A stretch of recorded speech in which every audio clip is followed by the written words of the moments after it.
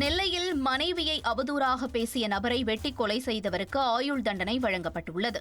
பாளையங்கோட்டை அடுத்த பாறைக்குளம் பகுதியைச் சேர்ந்தவர்கள் முத்துக்குமார் கோமதி தம்பதியினர். இவரது எதிர் வீட்டில் சரவணன் மற்றும் அவரது மனைவி வசித்து வந்தனர்.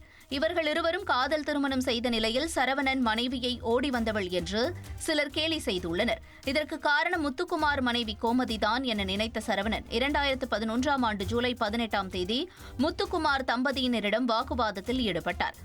சண்டை முற்றிய நிலையில் சரவணன் அரிவாளால் முத்துக்குமாரை வெட்டி கொலை செய்தார். இந்த வழக்கு 3வது கூடுதல் அமர்வு நீதிமன்றத்தில் நடந்து வந்த நிலையில் இறுதி தீர்ப்பாக ஆயுள் தண்டனையும் 2000 அபராதமும் விதிக்கப்பட்டது.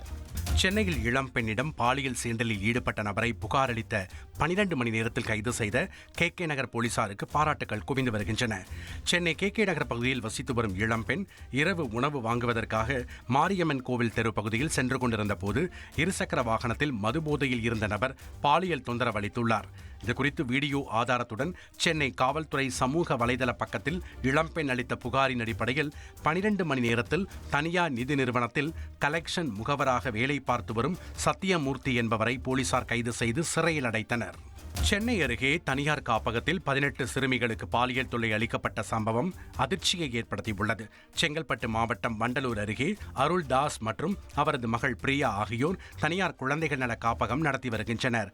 இந்நிலையில் காப்பகத்தில் மாவட்ட குழந்தை நல அலுவலர்கள் ஆய்வு மேற்கொண்ட போது அங்குள்ள 18 சிறுமிகளுக்கும் உரிமையாளர் அருள்தாஸின் ஓட்டுநர் பழனி என்பவர் பாலியல் தொல்லை அளிப்பதாக புகார் அளித்துள்ளனர்.